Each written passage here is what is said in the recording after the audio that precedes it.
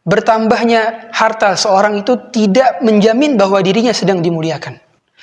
Bertambahnya pangkat dan jabatan seorang pun tidak menjamin bahwa dirinya sedang diagung-agungkan. Bertambahnya harta tidak menjamin. Tapi bertambahnya ilmu di atas basirah, ilmu yang semakin mendekatkan dirinya kepada Allah, maka itulah yang membuat dia dimuliakan Allah Subhanahu wa taala. Bismillahirrahmanirrahim.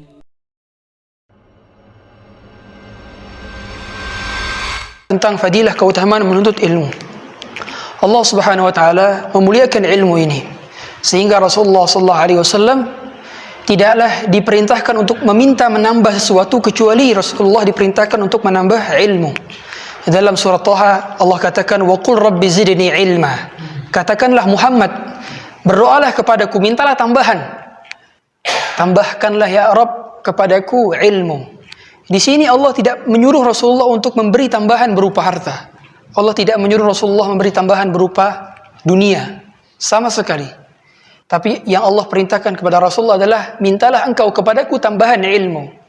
Tandanya bertambahnya harta seorang itu tidak menjamin bahwa dirinya sedang dimuliakan. Bertambahnya pangkat dan jabatan seorang pun tidak menjamin bahwa dirinya sedang diagung-agungkan. Bertambahnya harta tidak menjamin. Tapi bertambahnya ilmu di atas basirah, ilmu yang semakin mendekatkan dirinya kepada Allah, maka itulah yang membuat dia dimuliakan Allah Subhanahu wa taala. Makanya sebagaimana perkataan man yuridillahu bihi khairan yufaqqihhu fid din. Siapa yang diinginkan kebaikan untuknya maka dia difaqihkan dalam agama.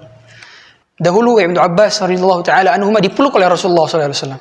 Kemudian didoakan Ibnu Abbas, Allahumma faqihhu fid din wa 'allimhu ta'wil wahdi ila siratal mustaqim.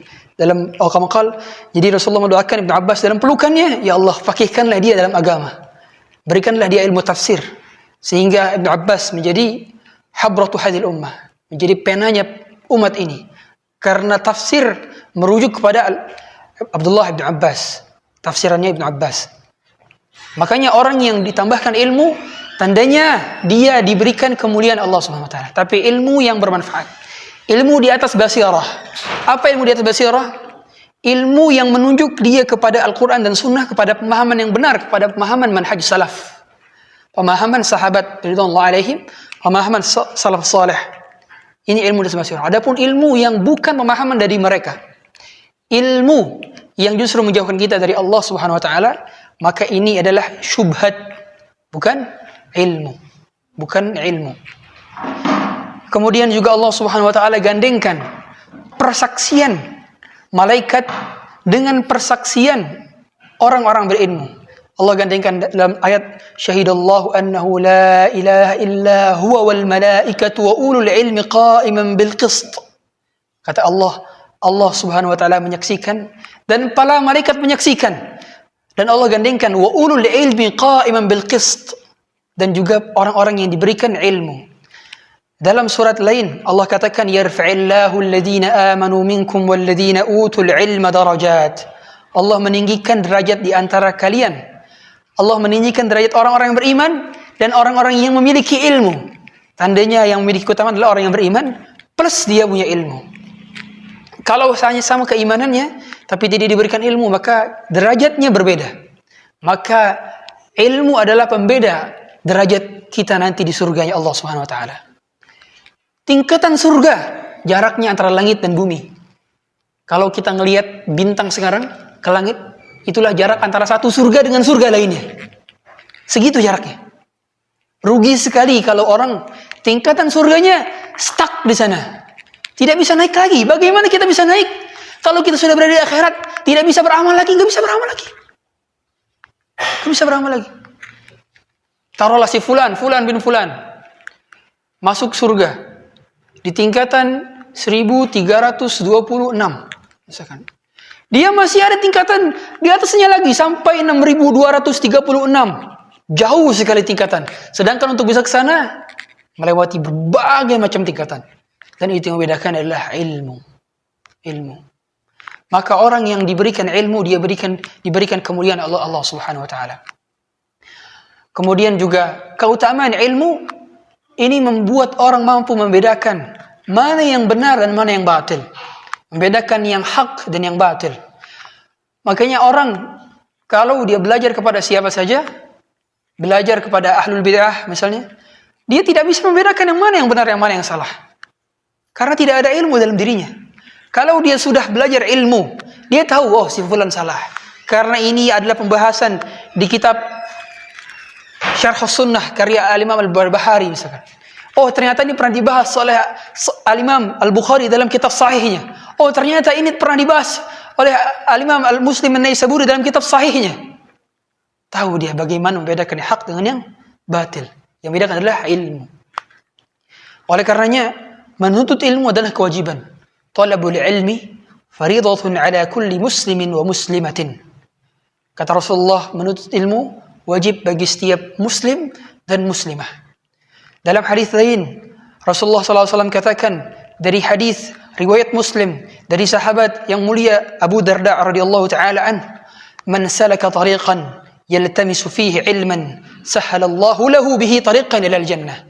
Siapa yang sekedar menuntut ilmu, salaka di sini atau salaka ini menempuh perjalanan. Yaltamis itu maknanya adalah sekedar datang kajian, Dia mencatat, mendengarkan, menghafalnya, kemudian pulang dia mengamalkan, ini namanya yaltamis. Sahhalallahu lahu bihi tariqan ilal jannah. Dia akan permudah menuju surga. Maka kata para ulama, menuntut ilmu adalah cara paling ekspres, cara paling kilat, cara paling VVIP untuk menuju surganya Allah Subhanahu wa taala.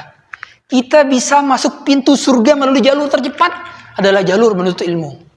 Maka orang yang diberi gelar penuntut ilmu, sesungguhnya dia patut berbangga. Karena setiap hari malaikat mendoakannya. Hatta al-hutu fil bahr. Sampai binatang-binatang yang berada di lautan pun ikut bertasbih dan mendoakannya. Sebagaimana dalam sebuah hadis bahwa innal malaikata la tadau ajnihataha ridham bima yasna'. Malaikat itu selalu mengepakkan sayapnya menaungi para penuntut ilmu karena ridho terhadap apa yang diperbuatnya. Maka duduknya kita di majelis ilmu ini disaksikan para malaikat. Mungkin kita tidak bisa melihat malaikat karena malaikat lebih gaib daripada jin. Kalau jin kehadirannya mungkin bisa dirasakan dengan merinding kita, bisa. Tapi kalau malaikat lebih gaib daripada jin, sehingga sulit untuk merasakan kehadiran malaikat kecuali betul-betul ya, Rasulullah SAW yang merasakan. Tapi kita manusia biasa tidak mampu melihat malaikat. Agak geser lagi biar yang lain bisa maju. Idza qila lakum fil majalisi fafsahu yarfa'illahu lakum wa idza qila inshuzu fanshuzu yarfa'illahu alladhina amanu minkum walladhina utul ilma darajat. Begitu kata Allah dalam surat Mumtahanah. Ya. Jadi kalau ada majelis, ada orang datang, langsung segera bergeser supaya orang bisa duduk. Nah, dahulu di majelis Rasulullah SAW, para sahabat itu khusyuk menuntut ilmunya. Bahkan sampai-sampai para sahabat ketika menjelaskan majelisnya Rasulullah SAW, itu saya waktu ketika di Madinah saya ngelihat majelisnya Syekh, masyayikh di sana. Itu para penuntut ilmu yang pakai kutroh, ya, kepalanya diem. Kami teringat hadis ya dari sahabat, ka'anna fi ru'usihim at-tayr.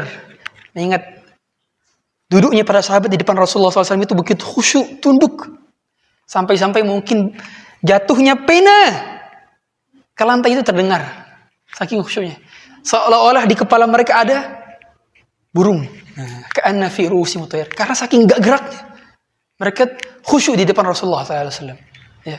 Bahkan Imam Syafi'i ketika bermajelis dengan Imam Malik, beliau segan untuk sekedar membolak-balikan kitab bunyi itu segan. Bayangkan betapa agungnya majelis ilmu. Sehingga tidak pantas kita meremehkan majelis ilmu. Ini adalah majelis yang mulia. Oleh karenanya, kapan seorang dipanggil dan diberi gelar penuntut ilmu? Yang pertama, dia bisa bahasa Arab. Dia bisa bahasa Arab. Selama seorang tidak belajar bahasa Arab dalam proses menuntut ilmunya, kata guru kami dahulu, maka dia hanya seorang penikmat kajian. Penikmat kajian. Jadi orang yang membedakan dia talibul ilmi dengan ghair talibul ilmi adalah dia bisa bahasa Arab. Yang kedua, dia membawa catatan dan penanya. Silahkan cek diri kita masing-masing. Apakah kita membawa catatan dan pena setiap kali kita berangkat kajian? Atau at least membawa HP untuk di notes. Catat di notes. Ya, di notes. Nah, itu. Kemudian diulang lagi. Ya. Yang ketiga, dia menghafalkan Al-Quran. Hafal Al-Quran, kalau bisa full, kamil, 30 juz'an, itu lebih bagus. Tapi minimal dalam prosesnya, dia tetap menghafalkan Al-Quran. Tetap menghafalkan Quran, terus menghafalkan Quran. Ya, menghafalkan Quran. Ini 3 pondasi. Ditambah lagi mungkin 1, ya. Dia belajar usulul fiqh beserta turunan daripadanya. Yaitu qaidul fiqhiyah, ya. Ini juga bagian daripada cabang usul fiqh. Ini pondasi menuntut ilmu ini, 4. Jadi salah kalau orang tua zaman sekarang menjadikan hafidz Quran sebagai tujuan. Itu salah. Karena itu bukan tujuan, itu wasilah. Itu wasilah. Jadi kita ini si fulan sudah hafidz 30 juz. Itu bukan akhir dari pencapaiannya, bukan. Itu awal justru pencapaiannya. Awal dia belajar. Karena tools, alat untuk menuntut ilmu adalah hafidz Quran dulu. Gitu. 30 juz Quran itu adalah modal kunci utama. Tapi itu bukan akhir segalanya. Jadi cita-cita nanti kamu jadi hafidz 30, itu bagus, bagus. Tapi itu bukan akhir segalanya. Bukan top of mindset, bukan. Tapi itu baru permulaan awal. Dia baru menuntut ilmu itu, baru ketika sudah hafidz Quran. Makanya para ulama terdahulu mereka hafal Quran di usia 9 tahun, 7 tahun. Karena itu baru awal. Belum belajar usul fiqh, qaidul fiqhiyah, usul tafsir, masih banyak pelajaran lainnya. Ya. Dan itu setelah menghafalkan Quran. Makanya dahulu guru kami bilang, kamu jangan belajar atau jangan hafal kitab-kitab sebelum hafal Quran 30 juz. Seperti itu. Jadi jangan hafal kitab-kitab lain sebelum hafal 30 juz. Mengapa? Kita kurang adab namanya kepada Allah Subhanahu wa taala. Kok bisa syair dihafal, matan kitab dihafal, nazam dihafal, tapi Quran tidak dihafal? Ini banyak di pondok-pondok tradisional, ya. Mereka hafal Alfiyah, qala Muhammadun dan seterusnya sampai 1000 bait. Tapi disuruh cek hafalan Qurannya enggak bisa, karena enggak hafalin Quran. Masa ngafalin perkataan manusia lebih dominan dibandingkan perkataan Allah Subhanahu wa taala? Maka hafalkan Quran. Ya. Dan pelajaran penting bagi kita untuk memulai hafalan Quran adalah dengan tahu motivasinya. Kita ini belajar bahasa Arab, tujuannya pertama adalah sebagai bentuk kita memudahkan untuk mempelajari Al-Quran dan hadis. Ini kunci utama kita. Jadi saya sebetulnya agak sedikit berdosa kalau misalkan saya cuma manas-manasin doang tapi tidak memfasilitasi. Tapi di sisi lain saya belum bisa maksimal selamanya di sini karena tiket saya sudah issue juga tanggal 9 untuk ke Kalimantan lagi. Jadi semoga ini menjadi penyemangat gitu ya, wasilah bagi teman-teman sekalian untuk mulai belajar bahasa Arab, mulai menghafalkan Quran, dan mulai menjadi penuntut ilmu sejati dengan membawa pena catatan setiap kali kajian, menghafalkan apa yang pernah ditulis, ya, dan mengajarkannya kembali. Itu baru penuntut ilmu. Ya. Cara kita dalam belajar bahasa Arab juga yang pertama adalah mengetahui tentang kemuliaan bahasa Arab. Nih. Semua hal, makanya kata Ibnu Qayyim, al-mahabbatu hiya allati tuharrik. Kunci daripada kita bisa bergerak adalah kita ada dorongannya, ada motivasinya. Dan motivasi itu dari suka dan cinta. Nah, makanya kata Ibnu Qayyim, kalau seseorang ingin melakukan sesuatu tapi belum ada pendorongnya, belum ada motivasinya, belum diiming-imingi tentang sesuatu, dia nggak mungkin bergerak. Nah, makanya mengapa wajar saja Allah Subhanahu wa taala banyak menyebutkan tentang keutamaan surga beserta isinya di dalam Quran. Karena memang Allah telah menciptakan manusia dengan tabiatnya. Baru bergerak ketika diiming-imingi sesuatu. Digambarkan tentang sungai-sungai di surga, tentang kebun-kebunnya, tentang makanan-makanannya. Tandanya memang agar manusia terpikat untuk beramal, berlomba-lomba masuk ke dalam surga. Begitu pula saya pada saat ini mengiming-imingi hadirin sekalian agar segera belajar bahasa Arab dan menghafalkan Quran. Supaya kita bisa menjadi penuntut ilmu.